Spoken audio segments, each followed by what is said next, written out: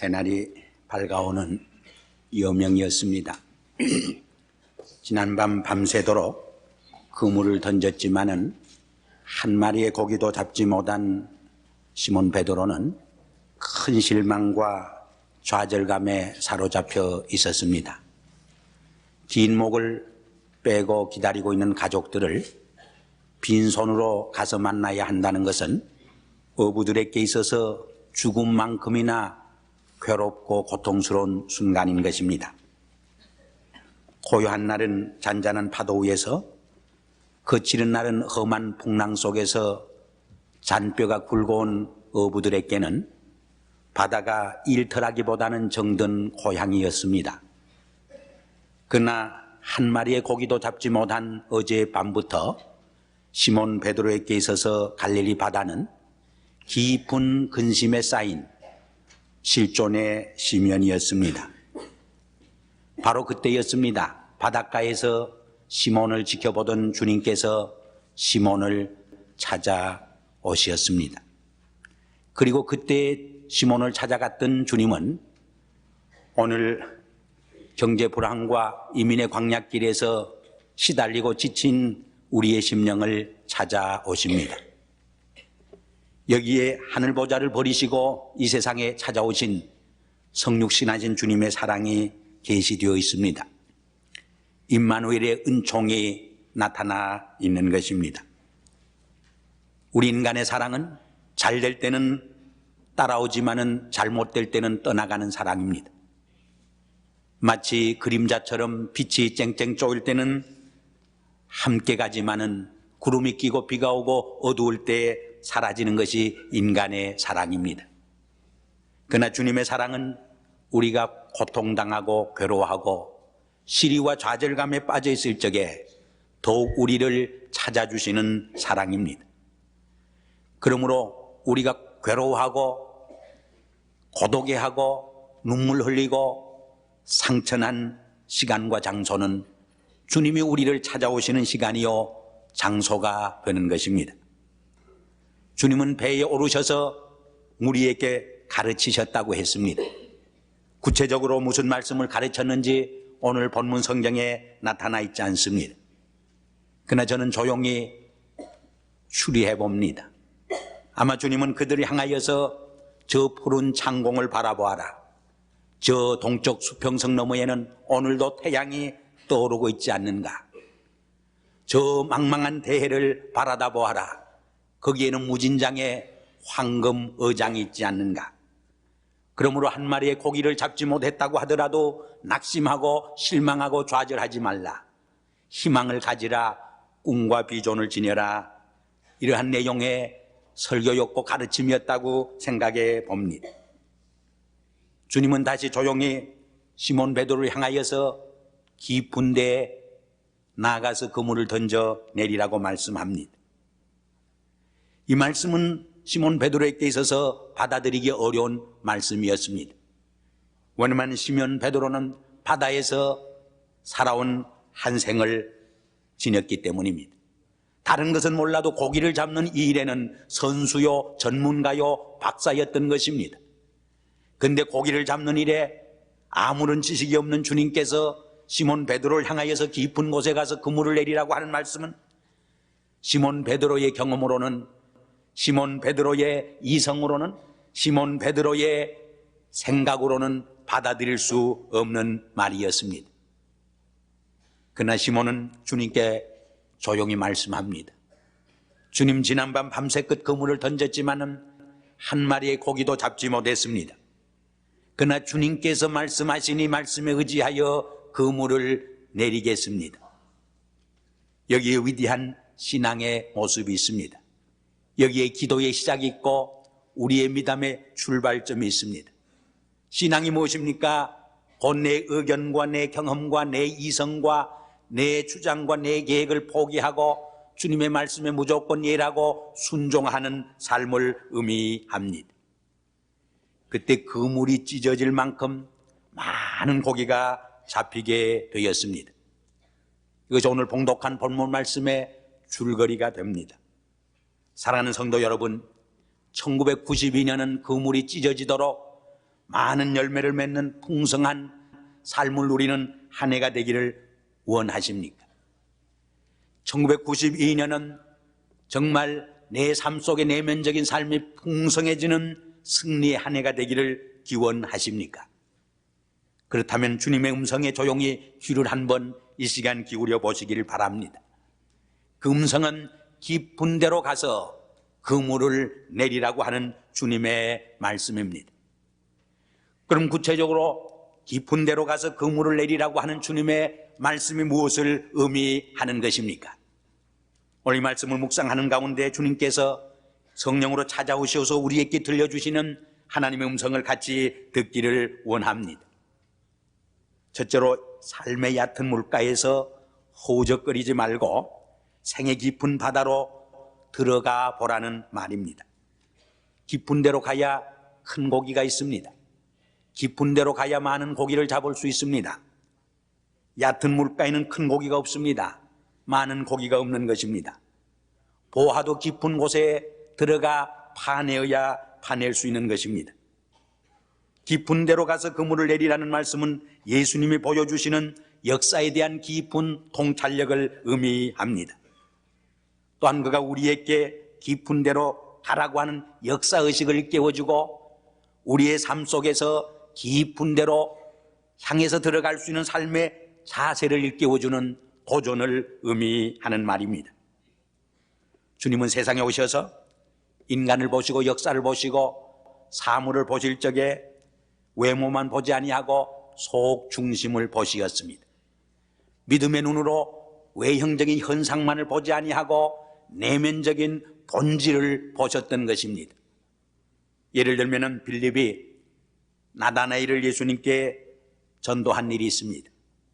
그때 예수님께서 나다나엘을 향하여서 이는 참 이스라엘 사람이라 그에게는 간사함이 없다고 칭찬했습니다. 나다나엘이 큰 충격을 받았습니다. 주님이 언제 나를 보셨습니까? 반문을 했던 것입니다. 그때 주님께서는 내가 무화과 나무 아래에 있을 적에 보았느니라 말씀하셨습니다. 주님은 보시지 않는 것 같았지만은 그의 속 중심을, 내면적인 모습을, 그의 심령을, 영혼의 모습을 들여다보고 계셨던 것입니다. 공중에 나는 새를 보라, 저 들에 핀 한 포기의 백합화를 보라. 주님은 공중에 나는 한 새를 보고 들에 핀 백합화를 보면서도 외형적인 모습만 보지 아니하고 그 속에 계시된 하나님의 위대한 영적 세계를, 진리의 세계를, 신앙의 세계를, 인생의 깊은 진리를 파헤쳐 보여줄 수 있는 통찰력을 지니고 있었던 것을 우리는 볼 수 있습니다. 범의 새끼를 잡으려면 범의 굴을 찾아가야 한다는 말이 있습니다. 금을 캐려고 하면 광도 깊은 갱 속에 내려갈 적에 노다지를 찾는 법입니다. 학문의 세계도 깊이 연구하고 탐구할 적에 진리를 깨닫게 되고 터득하게 되는 것입니다. 우리의 신앙세계와 영적 세계도 마찬가지입니다. 우리가 깊은 물가로 들어갈 적에 거기에서 주님을 만나고 하나님을 만나고 하나님의 세미한 음성을 들을 수 있게 되는 것입니다. 현대인의 약점이 무엇입니까? 인생의 옅은 물가에서 허우적거리며 아니라고 쉽게 편리하게 인생을 살아가려고 하기 때문에 인생의 삶의 깊이를 상실했다고 하는 데 있습니다. 현대인의 문명의 특징이 무엇입니까? 인스턴트 걸쳐입니다. 라면 문화입니다. 마이크로 오븐 문화입니다. 몇십 년 전 우리의 선조들은 그래도 몇 시간 동안 인내하면서 식사를 하는 시간을 기다리면서 식사의 은미를, 진미를 맛볼 수 있었습니다. 그러나 현대인들은 너무 얕게 쉽게 안일하게 살려고 하기 때문에 정말 깊이 있는 작품이나 무게 있는 사상이나 위대한 걸작품이 오히려 만들어지지 못하는 아쉬움을 볼 수 있는 것입니다. 제가 이디오피아에 있을 적에 미션 컴파운드에서 우물을 파기 시작했습니다. 아무리 우물을 파도 물이 나오지 않아서 얼마나 실망하게 되었는지 모릅니다. 더 이상 팔 기력을 잃었습니다. 이제는 포기해야 되겠다고 생각했습니다.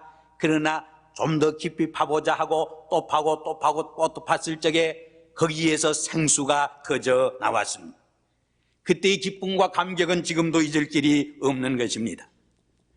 영혼의 깊은 기쁨과 내면적인 풍성한 삶은 인생의 얕은 물가에서 허우적거리는 그런 삶에 있는 것이 아니고 깊이 있는 삶 속으로 전진해 들어가고 깊은 물가에 우리의 그물을 내리는 때에 이루어진다고 하는 것을 우리는 기억을 하셔야 하는 것입니다. 그래서 폴 틸릭은 진리는 깊은 것이고 옅은 것이 아니라고 말했습니다. 고뇌는 깊은 것이고 높은 것이 아니라고 말했습니다.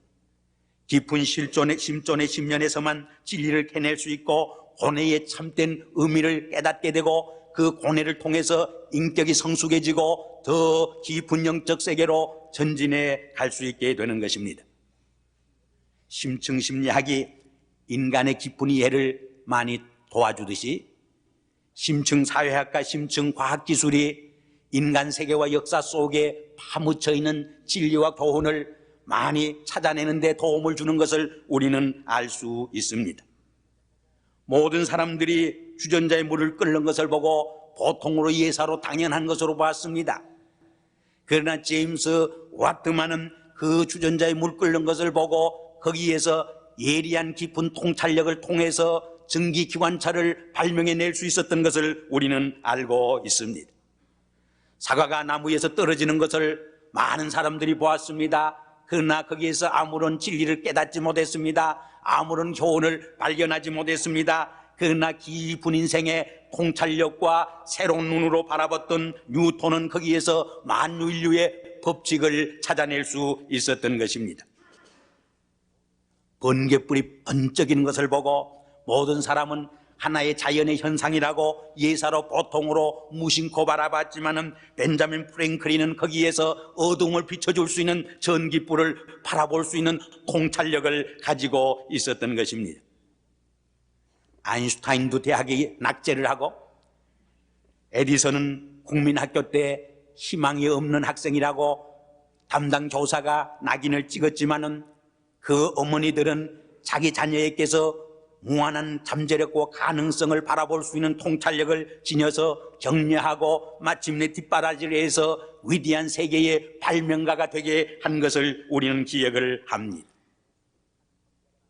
얌체 같은 쥐를 보면서 귀찮은 존재라고 모든 사람들은 생각했지만은 월트 디즈니는 그 쥐를 보면서 위대한 작품, 위대한 상상력 미키마우스를 생각해내서 얼마나 오고는 세대 속에서 많은 어린이들에게 환상과 비전과 꿈을 주고 상상력을 길러주고 많은 사람들을 즐겁게 기쁘게 만들어줬는지 알 수 없습니다.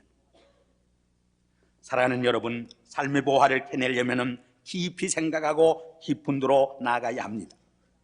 우리는 너무 옅은 물가에서 인생을 살아가려고 합니다.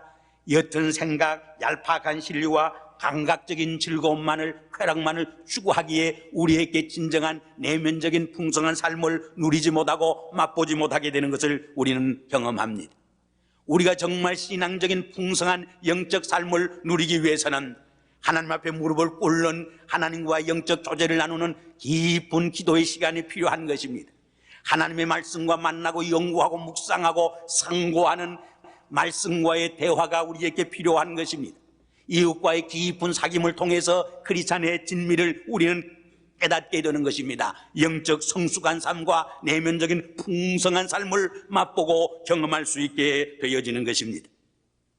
1992년은 우리 모두 옅은 물가에서 허우적거리지 말고 삶의 깊은 바다로 우리의 그물 던짐으로 거기에 쌓여있는, 거기에 숨겨있는 무궁무진한 하나님의 진리를 터득하고 하나님의 영적 놀라운 세계를 맛보고 우리의 그물이 찢어지는 놀라운 하나님의 기적을 체험하는 풍성한 한 해가 되기를 기원해 보는 것입니다. 두 번째로 깊은 데로 가서 그물을 던지란 말은 한 번 더 시도해보라는 말입니다. 영어에 try again이란 말이 있습니다. 한 번 더 시도해보라는 말입니다. 다른 말로 설명을 해서 don't give up, don't give in, 포기하지 말고 손을 결코 들지 말라는 말입니다. 시몬 베드로는 밤새껏 고기를 잡았지만은 한 마리의 고기도 잡지 못했습니다. 이제는 더 이상 그물을 던질 기력조차 용기조차 상실했던 것입니다. 이런 상황 속에서 주님이 찾아오셔서 깊은 데로 가서 그물을 던지라고 말씀한 것입니다. 깊은 데로 가서 그물을 던지라. 이 말은 포기하자 말고 끝까지 도전해 보라고 하는 말입니다. 이 말씀은 백절불굴의 정신을 의미하는 것입니다. 7,8기의 용기를 의미하는 것입니다. 넘어져도 다시 일어서야 하는 오뚜기 철학을 말합니다. 가혹한 운명과 대결에서 미지의 세계에 도전하는 의지를 의미하는 것입니다. 유명한 해밍웨이가 쓴 작품 중에 바다와 노인이라고 하는 작품을 우리는 너무나 잘 알고 있습니다. 거기 보면 주인공 산티아고라고 하는 노인이 바다에 조전해서 고기를 잡기 위해서 항해를 시작합니다. 하루 이틀 84일 동안 고기를 잡으려고 시도했지만은 한 마리의 고기도 잡지 못합니다. 포기할 만한 상황이 이르렀습니다. 그러나 그는 포기하지 아니하고 여전히 떠오르는 태양과 함께 새날에 도전합니다. 이윽고 85째 되는 날 큰 물고기를 잡습니다. 그때의 감격과 기쁨은 말로 형용할 수 없는 가슴이 설레이는 감격이었던 것을 우리는 기억합니다. 바로 이것이 깊은 데로 가서 그물을 던지라고 하는 말인 것입니다. 예수님께서 구하라 그리하면 주실 것이요, 찾아라 그리하면 찾을 것이요, 두드리라 그러면 열릴 것이라고 말씀했습니다. 야곱은 야보강가에서 하나님의 사자와 겨루어서 씨름을 했습니다. 당신이 내게 축복하지 아니하면 당신은 놓아줄 수 없습니다. 밤새껏 하나님의 사자와 싸워 승리했던 것입니다. 환도뼈가 부러지는 그 역경 속에서도, 고난 속에서도 그는 끈질기게 붙들고 씨름하고 승리했던 것입니다. 그래서 하나님의 사자가 마침내 이스라엘이라고 하는 승리라고 하는 새 이름을 그에게 부여했던 것을 우리는 기억을 합니다. 깊은 데로 가서 그물을 던지라. 이 말은 야보 강가에 야곱의 끈질긴 축복을 하지 않으면 내가 결단코 당신을 놓아주지 않겠습니다 하는 씨름의 기도를 의미하는 것입니다.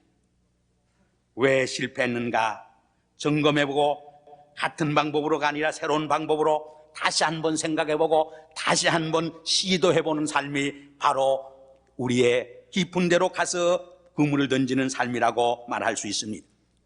위대한 삶, 역사를 바꿔놓은 삶, 역사의 새로운 의미를 부여시킨 위대한 실존의 인물들은 모두 실패 속에서도 용기를 잃지 아니하고 좌절하지 아니하고 다시 try again, 다시 한번 시작하는 용기를 통해서 역사의 방향을 바꿔놓은 위대한 인물인 것을 우리는 기억을 하고 있습니다. 서양 격언에 보면은 마지막 웃는 사람이 참으로 웃는 사람이라 그런 말이 있습니다. 깊은 데로 가서 그물을 던지란 말은 마지막 웃을 수 있는 인생의 삶을 살라고 하는 말입니다. 1992년은 이 try again, 한 번 더 생각하고 한 번 더 새로운 방법으로 시도함으로 그물이 찢어지는 하나님의 놀라운 기적을 경험하는, 체험하는 축복의 해가 되기를 간절히 기도합니다. 셋째로 깊은 데로 가서 그물을 내리라는 말은 주님의 말씀에 순종해보라는 말씀입니다. 깊은 데로 가서 그물을 던지라, 이 말씀은 시몬에게 있어서 참으로 실천하기 어려운 주님의 명령이었습니다. 왜냐하면 그것은 베드로가 시몬이 지쳐있기 때문이 아니었습니다. 시몬의 이성으로, 경험으로, 그의 생각으로 받아들이고 용납하기에 어려운 문제였고 어려운 주님의 말씀이었기 때문입니다.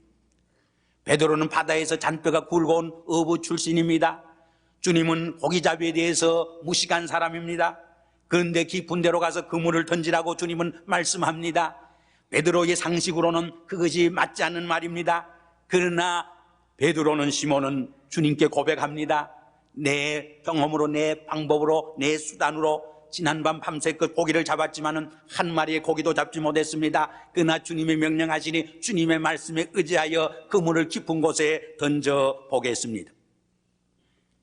오늘날 우리에게도 주님은 성령을 통해서, 성경 말씀을 통해서 우리가 받아들이기 힘드는 말씀을 말씀하십니다.